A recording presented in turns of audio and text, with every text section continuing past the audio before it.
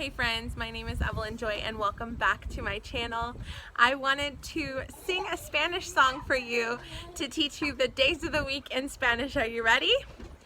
Domingo, lunes, martes, miércoles, jueves, viernes, sábado.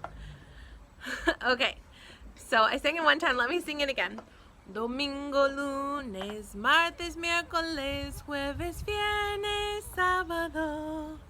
Okay, so that's just an easy way to start to memorize the days of the week in Spanish. Okay, and here's the song for the months of the year. Enero, febrero, marzo, abril, mayo, junio, julio, agosto, septiembre, octubre, noviembre, diciembre.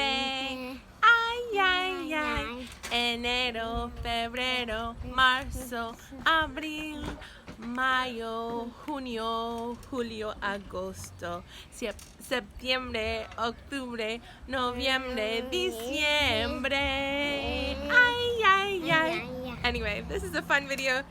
Music is a great way to memorize things, English or Spanish or whatever language. Music really helps to memorize how to say things, right? All right, bye-bye.